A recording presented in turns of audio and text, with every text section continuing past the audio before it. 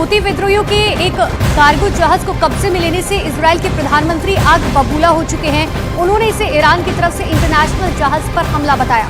Houthi विद्रोहियों ने Israeli जहाज पर हमले की धमकी दी थी, जिसके कुछ घंटे बाद ही इस घटना को अंजाम दिया गया। हालांकि इजरायल ने साफ कर दिया है कि ये जहाज उसका नहीं है और न ही उसमें कोई इजरायल का नागरिक सवार है। एक दिन पहले यमन के हूती विद्रोहियों ने 25 क्रू मेंबर वाले कार्गो जहाज पर कब्जा कर लिया, जिसका नाम गैलेक्सी लीडर है। जानकारी के मुताबिक जब जहाज तुर्की से भारत की तरफ आ रहा था, जहाज लाल सागर में था, तो इस पर हथियारबंद लोग चढ़ गए।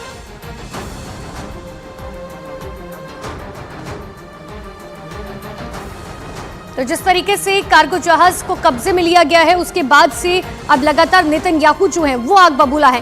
दरअसल बताया जा रहा है कि लाल सागर से जब ये जहाज गुजर रहा था और भारत की तरफ आ रहा था, तभी इस पर कुछ हथियारबंद लड़ाके चढ़ गए, जिसके बाद अब ये बताया जा रहा है कि इस जहाज को हाईजैक कर लिया गया है, जिसमें 25 क्रू मेंबर शामिल है। लेकिन इजरायल की तरफ से साफ तौर पर कह दिया गया है कि ना तो ये जहाज हमारा है, ना ही इस पर कोई इजरायल का नागरिक सवार है।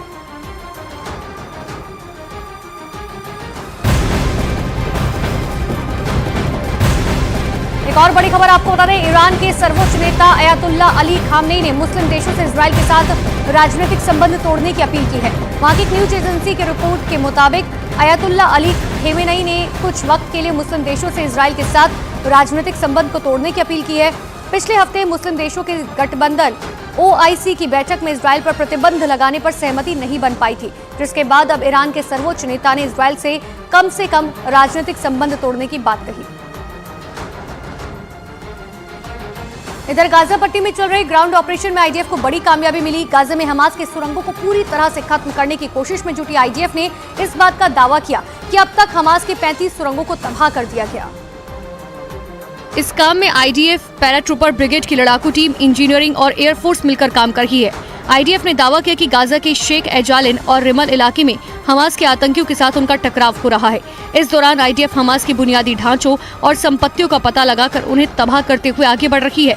अब तक IDF ने हमास के करीब 35 सुरंगें समेत कई हथियारों को तबाह किया, जबकि हमास के कई लड़ाके सीधी लड़ाई में मारे गए।